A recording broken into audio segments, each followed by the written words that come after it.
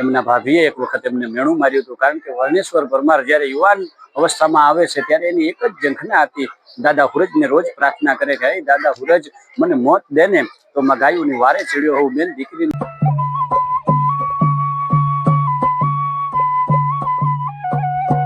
શિખરો કંઈક સર કરો તો તમે કીર્તિ સ્તંભ ખોડી શકો, પણ ગામના પાદરમાં એક પણ પાડ્યો તમે એમ નું ખોડી શકો. એટલે પાડ્યું થવું હોય તો એના માટે કાયદેસર મરવું પડે સાહેબ, કારણ કે વાગડની ધરતી એ વીર પુરુષોની ધરતી છે, ક્ષત્રિયો સુરાપુરાઓની ધરતી છે. અને એવું જ રાપર તાલુકાનું આડેસરથી માત્ર 10 થી 11 કિલોમીટરના અંતરે આવેલું વરણું ગામ, અને ત્યાં કરીને દાદા વર્ણેશ્વર પરમારનું ભવ્ય મંદિર છે.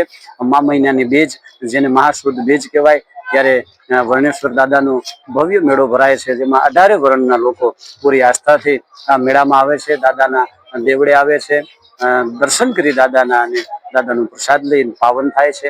એવી વીરભૂમિ વાગડનું પવિત્ર ધામ વર્ણેશ્વર ધામ, ત્યાં કને અમે આવ્યા છીએ. અમારા વિડીયોના માધ્યમથી તમને અમે મેળાની ઝલક, દાદાનું મંદિર, ગૌશાળા બધું અમારા વિડીયોમાં આપ આગળ નિહાળશો. અમારા વિડીયોમાં બન્યા રહેજો અને કોમેન્ટમાં જય વર્ણેશ્વર દાદા લખતા રહેજો.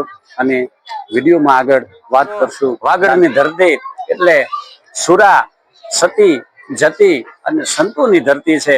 એવી વીરભૂમિ વાગડમાં જ્યારે વર્ણેશ્વર દાદાના ધામમાં અમે આવ્યા છીએ, તો આપણે વિગતવાર થોડીક ચર્ચા કરશું દાદાના જીવન કવન અને દાદાના પરિચય વિશે. વર્ણેશ્વર પરમાર સાહેબ ક્ષત્રિય, અને એમ કહેવાય છે કે 3 બેનભાઈ હતા, અને એમના ભાભીએ એક વખત એમને મેણું માર્યું હતું, કારણ કે વર્ણેશ્વર પરમાર જ્યારે યુવાન અવસ્થામાં આવે છે ત્યારે એની એક જ ઝંખના હતી, દાદા હુરજને રોજ પ્રાર્થના કરે કે દાદા હુરજ મને મોત દે ને તો માં ગાયોની વારે ચડ્યો હોઉં, બેન દીકરીની ઇજ્જત આબરૂની ખાતર થઈ અને વીરગતિને પામું એવું મોત દેજે. જ્યારે આવા સમાજ એમના ભાભી દ્વારા જ્યારે સાંભળવામાં આવે છે, ત્યારે ભાભીએ એક વખત મેણું માર્યું કે દેવરજી એવું મોત જોતું હોય ને તો ઝીંગાણે જવું જોઈએ, ઘરે બેઠા બેઠા આવું મોત ન આવે. ભાભીના મેણાનો માર સહન ન થતા દાદા ઘોડા ઉપર ચડી અને વર્ણેશ્વર પરમાર એમ કહેવાય છે કે નીકળી જાય, અને ટીકરની બાજુમાં એ સમયે ગાયોને હેરી અને બહુ હેવાનું લઈ જતા હતા. આ વાત ચારે બાજુ ફેલાયેલી હતી. દાદાને ખબર હતી કે ગાયોની વારે ચડવું હોય તો મારે ટીકરના રણમાં જવું જોઈએ. ત્યાં આવે છે, ત્યાં કને ચારણ આવીને ગાયોને હેવાનું હેરી અને લઈ જાય છે. ત્યારે દાદા ગાયની વારે જાય છે, અને એમ કહેવાય છે કવલી નામની એક ગાય હેવાનું એને કાપી નાખે છે. ત્યારે ચારણ આઈ એમ કે છે કે મારી કવળી ગાયને તમે પાછી લઈ આવી દો. અને ફરીથી વર્ણેશ્વર પરમાર જ્યારે કવળી ગાયને લેવા માટે જાય છે, અને આજ અહીંયા જે દાદાનું સ્થાનક છે, અહીંયાથી યુદ્ધની શરૂઆત થાય છે. બાજુમાં એક તળાવ છે, એ તળાવના સરોવરના કિનારે એમ કહેવાય છે કે દાદાનું મસ્તક અહીંયા પડી જાય છે, અને એનું ધડ લડતું લડતું અહીંયાથી લગભગ 20 થી 25 કિલોમીટરના અંતરે મેળક જેને કહેવાય છે એ ધરા ઉપર જાય છે. અને દુશ્મનોને કૂપ ચાલુ જ હોય છે. એમ કહેવાય ઘમસાણ યુદ્ધ જ્યારે ચાલુ હોય ત્યારે દુશ્મનોને એમ થાય છે કે આ કોઈ શુરવીર છે, આ કોઈ શુરોપુરો છે, અને આને અભડાવશું તો જ આનું ધડ શાંત થશે. એટલે એને અભડાવવામાં આવે છે. એ જગ્યાએ એનું ધડ પડે છે.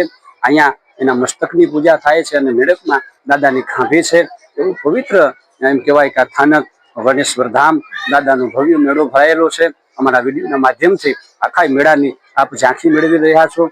અને સાહેબ એવો ઇતિહાસ છે દાદાનો કે પોતાના એમ કહેવાય કે પતિના મર્યા પછી એની પત્ની સતી થાય એવા તો હજારો દાખલા દુનિયામાં હશે, પણ એક ભાઈની વીરગતિની પાછળ એક બેન સતી થઈ હોય એવું માત્ર ને માત્ર વાગડની ધરતી વર્ણેશ્વર દાદા અને એમના બેન એના પાછળ સતી થયેલા છે. એવા દાદાનો ઇતિહાસ છે.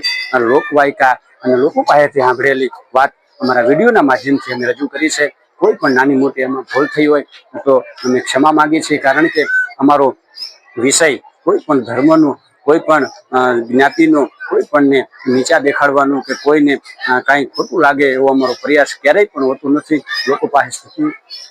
લોકો પાસેથી સાંભળેલી લોકવાયકા મુજબની વાત અમે અમારા વિડીયોના માધ્યમથી આપને રજૂ કરી છે.